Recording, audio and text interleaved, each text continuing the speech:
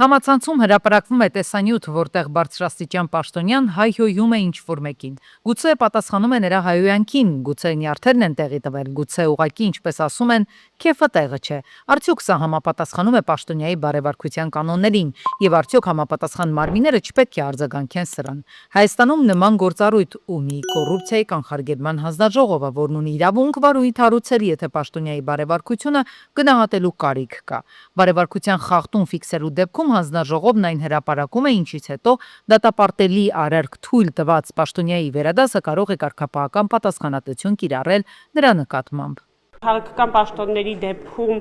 պատասխանատվության այս միջոցները արդյունավետ չեն եւ գործնականում ստացվում է, որ հանձնաժողովը մի շարք գործառույթներ է իրականացնում, վարչական ռեսուրս է ծախսում, բայց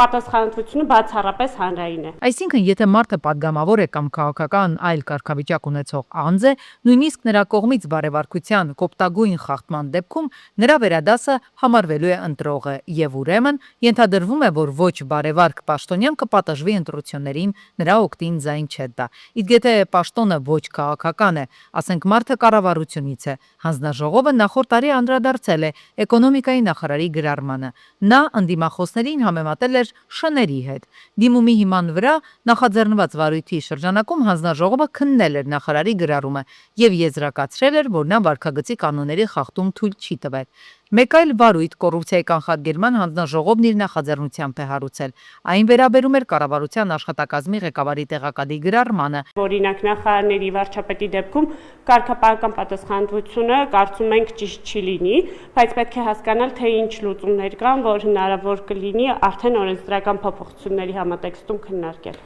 Այսինքն ստացվում է, որ կոռուպցիայի կանխարգելման հանձնաժողովի որոշումները գետնի վրա որևէ գործնական արդյունք չեն տալիս։ Կորոշվի, որ անձը ասենք հայոյել է հանրային վայրում եւ դա պաշտոնյային հարիր քայլ չէր, տվյալ պաշտոնյային պատասխանատվություն ենթարկելու որոշումը միևնույն է պետք է կատարի նրա վերադասը, որը գուցե հենց այդ նույն քաղաքական ճամբարի ներկայացուցիչ էր։ Երկարաժամկետ կտրվածքով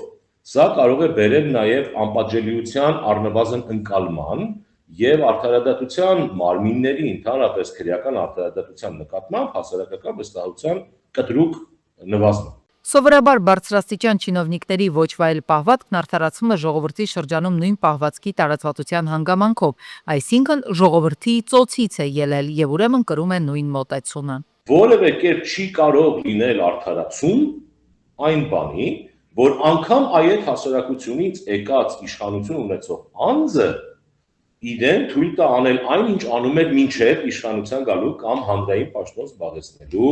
ուրեմն ժամանակահատված։ Խնդիրն այն է, որ էլիտաների շրջանակում սովորական դարձող վարվելակերպը, այսինքն լայն լսարանի առջև հայոյանքն ու ոչ հարիր պահվածքը, հոսում է դեպի հանրություն եւ դառնում կենցաղի մաս։ Սրանից էլ բխում են ամենօրյա փողոցային կռիվներն ու դանակահարությունը, հատկապես երիտասարդների շրջանում։ Այսինքն սա դառնում է մարդկանց վարվեցողության օրինակ։ Գյորջյան Կասկադ 60 ամիս փուլային վճարում բազմաթիվ առավելություններ։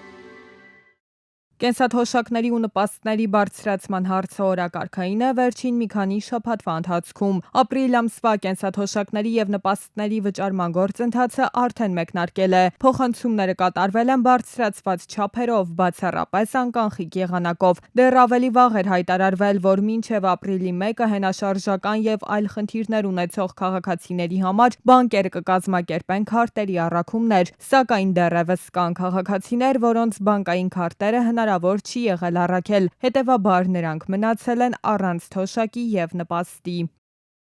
Այն քաղաքացիները, որոնք դեռևս չեն ստացել իրենց բանկային քարտերը, կարող են զանգարել 114 զանգերի կենտրոն կամ իրենց տվյալները ուղարկել 114 շնիկ sotservice.am էլեկտրոնային հասցեին, նշելով հետադարձ կապի միջոցը։ Իրենց բանկային քարտերը դեռևս չստացած կենսաթոշակառուների եւ նպաստառուների քարտերի առաքումը կիրականացվի առաջիկա օրերի ընթացքում։ Քաղաքացիները թոշակները ստացել են տարբեր չափերի բարձրացումներով։ Փաստացի կենսաթոշակի չափն ավելացել է անկախ ստաժից առնվազն 10,000 դրամով։ Օրինակ, այն դեպքում, երբ քաղաքացին ստանում է հաշմանդամության խորը սահմանափակումով աշխատանքային կենսաթոշակ, թոշակի չափը ավելացել է 14,000 դրամով, իսկ ծանրի դեպքում 12,000 դրամով։ 50,000 դրամով էլ ավելացել է երկկողմանի ծնողազուրկ երեխաների կերակրողին կորցնելու դեպքում աշխատանքային կենսաթոշակը։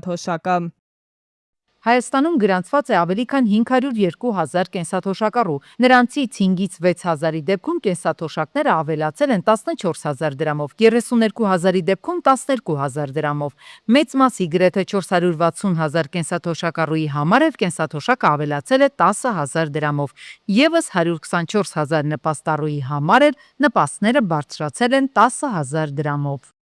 Ավելի վաղ աշխատանքի և սոցիալական հարցերի նախարարությունից հայտարարել էին կենսաթոշակի չափերի փոփոխություններ եթե ապագայում լինեն, դրանք կարող են լինել միայն ավելացման ուղղությամբ, նվազել կենսաթոշակի չափերը չեն կարող։ Ինչ գործընթացը շարունակվում է, պարզ է դառնում, որ համակարգը դեռ ունի հասցեական լուծումների կարիք, հատկապես այն քաղաքացիների համար, որոնք տեխնիկական կամ կազմակերպչական խնդիրների պատճառով դուրս են մնացել վճարումներից։ Գործընթացը գտնվում է շարունակական վերահսկողության ներքո։ 2026-ի սեպտեմբերի 1-ից Հայաստանի մարզպետարանների, իսկ դրանից ուղիղ 1 տարի հետո Երևանի քաղաքապետարանի ենթակայությամբ գործող հանրակրթական ուսումնական հաստատությունները պետք է փոխանցվեն ԿԳՄՍ նախարարության ենթակայությանը, այսինքն դպրոցների համար կսահմանվի 1 լիազոր մարմին, եւ դրանց բովանդակային կառավարումը կիրականացնի նախարարությունը։ Վարչատնտեսական գործառույթների հարցերով ըստ նախարարի իրենք կշարունակեն համագործակցել մարզերում մարզպետի աշխատակազմի, իսկ Երևանում քաղաքապետարանի հետ։ Ըստ էության դպրոցների մեծ մասը չեն գործում նախարարության լիազորությամբ եւ մենք տեսնում ենք, որ սա նաեւ քաղաքականության միասնական իրականացման տեսանկյունից առաջ է բերում մի շարք խնդիրներ։ Ըստ պաշտոնական աղբյուրների ընդհանուր 1400 դպրոցներից ԿԳՄՍ ենթակայությամբ գործում է շուրջ 130 դպրոց։ Ստացվում է, որ դպրոցների գերակշիռ մասը գործում է կամ մարզպետների աշխատակազմերի ենթակայությամբ, կամ էլ Երևանում քաղաքապետարանի։ Փորձագետները հիմնականում դրական են գնահատում փոփոխությունները, բայց նաև մատնանշում են թերությունները։ Արդեն հաշվի չի առնվի տեղական առանձնահատկությունները։ Կրթական հաստատությունները ոչ միայն կրթություն կազմակերպելու համար վայրեր են, այլ նաև հանդես են գալիս որպես մշակութային օջախներ։ Կարող են դասերից հետո կազմակերպվել մշակութային միջոցառումներ, համայնքային միջոցառումներ եւ այլն, որոնք այս պարագայում արդեն կունենան որոշակի դժվարություններ։ Ըստ էության թույլ չի տալու կամ դժվարացնելու է նրանց գործառույթի այս բաղադրիչը։ Մասնագետները չեն բացառում նաև, որ միջոցառումների կազմակերպման եւ անցկացման համար կպահանջվեն թույլտվություններ, ինչն էլ իր հերթին ժամանակատար կլինի, կարճ ասած բյուրոկրատական քաշքշուկ։ Օրինակ են բերում, որ վերջերս քոլեջներից մեկում հանդիպում անցկացնելու համար քոլեջի տնօրինությունը 1 ամիս առաջ է դիմել նախարարությանը, որպեսզի պարզապես կրթության փորձագետների մուտքը ապահովելու թույլտվություն ստանա։ Փորձագետները նաև նկատում են, որ աշխատանքների բաշխման գործընթացում նույնպես կառաջանան խնդիրներ։ Պատմում են, որ որոշ ուսումնական հաստատություններում երկիշխանություն է ձևավորվել։ Դպրոցի տնօրենը եւ կազմակերպիչ համակարգող այդ ֆինանսատնտեսական հարցերի տարբեր մարդիկ են վերահացվում կոնֆլիկտի այդպիսի հարաբերությունները։ Մարդիկ կան, որոնք երկար տարիներ ապրել են տվյալ բնակավայրում եւ որոշակի ավանդույթ է ձևավորվել տվյալ կրթական հաստատությունում եւ հիմա նախարարությունից թելադրվելու է միասնական քաղաքականություն, որը երբեմն կարող է հակասել այդ ավանդույթներին։ Հիմա եթե նախարարությունը որոշումներ կայացնի, որտեղից է գտնելու այդպես անաչառ մարդիկ, որոնք դպրոցների կառավարման խնդիրներով զբաղվեն, դա էլ մի քիչ դժվար կլինի։ Միջազգային փորձը աչքի առաջ մասնագետները համարում են, որ ավագ դպրոցները պետական վերահսկողության տակ պետք է լինեն, իսկ տարրականները թողնվեն համայնքներին։ Կրթության պատասխանատուները պնդում են, որ հանրակրթական համակարգում նախատեսվող կառավարման փոփոխությունը նպատակ ունի միավորել կրթական քաղաքականության իրականացումը 1 լիազոր մարմնի շրջանակում ապահովելու միասնական մոտեցումներ։ Միաժամանակ փորձագետները զգուշացնում են, կենտրոնացումը կարող է որոշակի ռիսկեր բերել։ Մարտի 31-ին մայրաքաղաքում խոշոր հրդեհ է տեղի ունեցել Նոր-Քմարաշ վարչական շրջանի Սերողանզադյան փողոցում տներ են այրվել։ Սկզբում կրակի տարածման դեմ պայքարել են բնակիչները, հետո Երևանի հրշեջ-փրկարարական ջոկատներից մի քանի մարտական հաշվարկի հրշեջներ մեծ դժվարությամբ կանխել են կրակի տարածումը, հայտնաբերել թաքնված օջախները, մարել դրանք։ Տեղում են նաև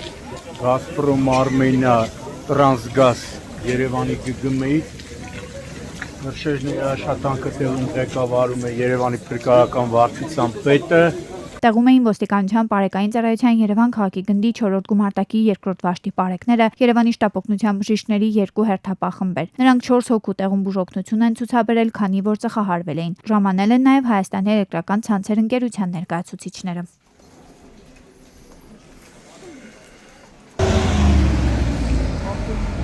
Մարտի 31-ին Ռոստովյան Մուրացյան փողոցների խաչմերուկում բախվել են Lexus-ը եւ Hongqin։ Վերջինը դուրս է եկել երթևեկելի գոտուց, հայտնվել մայթին։ 6 հոգու առաջին օգնության են հասել քաղաքացիները, օպերատիվորեն ժամանած Երևանի շտապօգնության բժիշկների հերթապահ խմբերը։ Նրանք տեղափոխվել են Երևանի տարբեր հիվանդանոցներ։ Ժամանել են ոստիկանության պարեկային ծառայության Երևան քաղաքի գնդի 4-րդ գումարտակի առաջին վաշտի պարեկները։ Նախնական տեղեկություններով վիրավորների մեջ նաև վրայերթի ենթարկված կա։ Վթարի մասին Պարեկային ծառայության Երևան քաղաքի գնդից տեղեկությունը փոխանցվել է Հայաստանի քննչական կոմիտեի, Երևան քաղաքի քննչական վարչության ճանապարհատրանսպորտային հանցագործությունների քննության բաժին։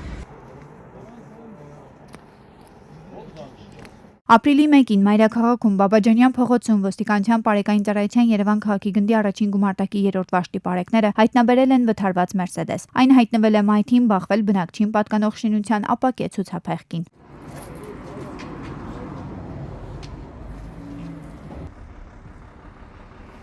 Մարտի 31-ին Երևան-Սևան ճանապարհից դեպի Նորհաչնի կամրջի հատված ընթանալիս բեռնատարի վրա բարձված երկաթե թիթեղները թափվել ու հայտնվել են ճանապարհի երթևեկելի հատվածում։ Ոստիկանության պարեկային ծառայությունը հորդորում է վարորդներին, որպեսզի բեռներ տեղափոխելիս պահպանեն անվտանգության կանոնները։ Մինչդեռ այս դեպքում այն չի պահպանվել, բարեբախտաբար տուժածներ չկան։